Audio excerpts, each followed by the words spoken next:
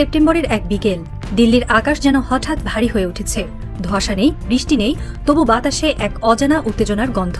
রাজপথের আশেপাশে পুলিশের পাহারা, মুখে চাপা উৎকণ্ঠা, আর মোবাইল টাওয়ারে ভেসে বেড়াচ্ছে একটাই শব্দ, Gen Z revolt. Twitter, Instagram, Facebook জুড়ে ছড়িয়ে পড়া সেই শব্দ এখন যেন বাস্তব রাস্তায় নেমে এসেছে। সেই মুহূর্তে প্রধানমন্ত্রী নরেন্দ্র মোদী তার বাসভবনের সুরক্ষিত কামরায় বসে সংবাদপত্রের শিরোনাম পড়ছেন। নেপালের পর এবার ভারত। প্রশ্ন উঠেছে দিল্লির বাতাসে। কিছুটা বিরক্তি, কিছুটা আতঙ্ক নিয়ে মোদী পাশে রাখা রিপোর্টটি উল্টে ফেললেন। কিন্তু আরেকটি রিপোর্টে বড় হরফে লেখা, অভ্যুত্থানের ছায়া ভারতের সীমানায়। এই বার্তাগুলো শুধু রিপোর্ট নয়, যেন ইতিহাসের পূর্বাভাস। শ্রীলঙ্কা, বাংলাদেশ, নেপালের রাজনৈতিক ভূমিকম্প কি এবার ছুঁয়ে ফেলবে ভারতের মাটিও? গত 3 বছরে দক্ষিণ এশিয়ার রাজনৈতিক মানচিত্রে একের পর এক ধাক্কা লেগেছে। 2022 সালে শ্রীলঙ্কায় রাজাপক্ষের পতন, 2024 সালে বাংলাদেশে শেখ হাসিনার দেশ ত্যাগ এবং সর্বশেষ 2025 সালে নেপালে কেপি শর্মা ওলির গোপন পলায়ন, সবকিছুই যেন একটি প্রবাহমান আন্দোলনের প্রতিচ্ছবি। শ্রীলঙ্কায় শুরু হয়েছিল জ্বালানির দাম বৃদ্ধি ও খাদ্য সংকটের বিরুদ্ধে ক্ষোভ থেকে। কিছুদিনের মধ্যেই তার রূপ নেয় রাষ্ট্রপতির প্রাসাদ দখলে। বাংলাদেশে ছাত্র আন্দোলনের সূত্রপাত হয় শিক্ষানীতি আর কোটা সংস্কার নিয়ে, কিন্তু তা এক বিস্ফোরক গণঅভ্যুত্থানে রূপ নেয়, যার ফলে শেখ হাসিনাকে নির্বাসনে যেতে হয়। নেপালে আবার সোশ্যাল মিডিয়া বন্ধের মতো ছোট্ট ইস্যুতেই শুরু হয়েছিল যে আন্দোলন, তা পরিণত হয় এক জাতীয় বিদ্রোহে। বিশেষজ্ঞরা বলছেন এটা ডমিনো ইফেক্ট। দক্ষিণ এশিয়ার তরুণ প্রজন্ম গণতন্ত্রে বিশ্বাস করে, কিন্তু কর্তৃত্ববাদে নয়। তারা আর আগের মতো চোখ বন্ধ করে থাকছে না। ভারতের বিহার রাজ্য ঐতিহাসিকভাবে রাজনৈতিক পরিবর্তনের সূতিকাগার। আবারও উত্তাল। শিক্ষক নিয়োগে অনিয়ম, চাকরির স্বচ্ছতার অভাব এবং সরকারি নিষ্ক্রিয়তায় অতিষ্ঠ হয়ে হাজার হাজার তরুণ রাজপথে নেমে এসেছে। গত 9 সেপ্টেম্বর পাটনা কলেজ প্রাঙ্গণে প্রায় 3000 চাকরি প্রত্যাশী শিক্ষার্থী জমায়েত হন। মুহূর্তেই আন্দোলন ছড়িয়ে পড়ে কেতন মার্কেট, গান্ধী ময়দান, বকরগঞ্জ, ডাকবাংলো স্কয়ার পর্যন্ত। পুলিশের টিয়ার গ্যাস, লাঠিচার্জেও থামেনি বিক্ষোভ। এই আন্দোলন শুধু চাকরির দাবিতে সীমাবদ্ধ নয়, বিক্ষোভের মধ্যেই অনেক তরুণ বলেছে, এই দেশকে আমাদের মতো করে দেখতে চাই। গদি জারি হোক, গণতন্ত্র আমাদের চাই।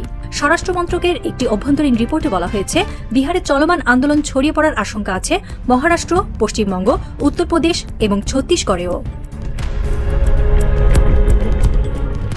নরেন্দ্র মোদী যখন 2014 সালে ক্ষমতায় আসেন, তার জনপ্রিয়তা ছিল আকাশচুম্বী।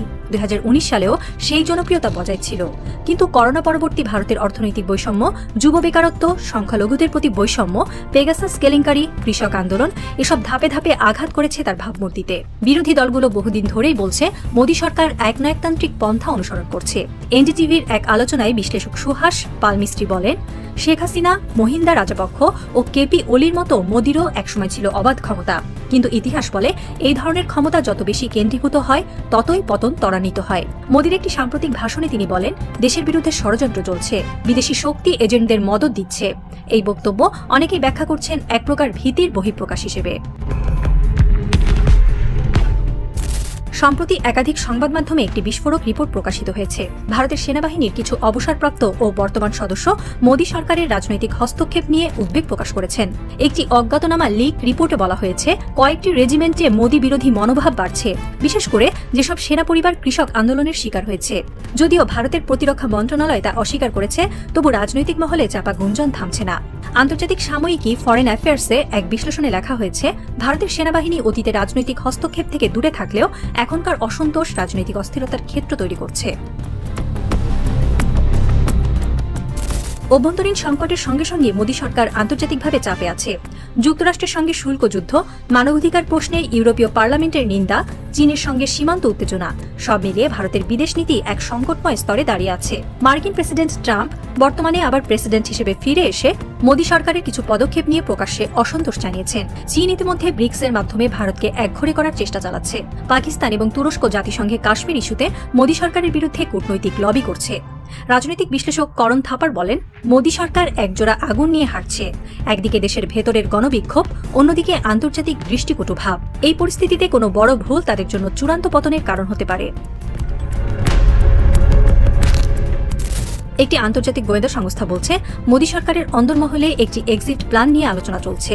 যদি পরিস্থিতি নিয়ন্ত্রণের বাইরে চলে যায়, তবে মোদীকে দায়িত্ব হস্তান্তরের মাধ্যমে নিয়ন্ত্রিত পরিবর্তন আনার পরিকল্পনা হতে পারে। এই খবর ভারতীয় সংবাদ মাধ্যমে প্রকাশ না হলেও বিদেশি মিডিয়াগুলোতে তা আলোচনা এসেছে। বিশ্বব্যাপী রেজিম স্টেবিলিটি ইন্ডেক্স অনুসারে ভারত এখন সেন্সিটিভ থ্রেশহোল্ড জোনে অবস্থান করছে, যার মানে হচ্ছে শাসক পরিবর্তনের সম্ভাবনা উদ্বেগজনকভাবে বেড়েছে। দিল্লির সেই অচেনা বিকেল এখন এক অজানা রাতে পরিণত হয়েছে। প্রধানমন্ত্রী ভবনের বাইরে ভিড় বাড়ছে। বাইরের দেয়ালে পোস্টার, গণতন্ত্র চাই, দল নয় দেশ আগে। মোদী জানালার পাশে দাঁড়িয়ে চুপচাপ তাকিয়ে আছেন আকাশে ভেসে বেড়ানো ড্রোনগুলোর দিকে। হঠাৎ করে তার চোখে পড়ে ছাদের কোনায় থাকা একটি ক্যামেরার দিকে। কে দেখছে তাকে? নিজের দল না বিশ্ব? তার হাতের ফাইল পড়ে যায়, তাতে লেখা অল্টারনেটিভ ট্রানজিশন মডেল।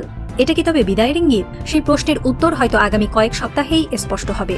কিন্তু ইতিহাস কথা বলে, যেখানে তরুণরা রাজপথে নামে, সেখানেই ক্ষমতার দম্ভ হার মানে। এবার কি সেই তরুণেরা ভারতের রাজপথে? আর মোদী, তিনি কি দেখছেন সেই পথের শেষ কোথায় গিয়ে থাকে?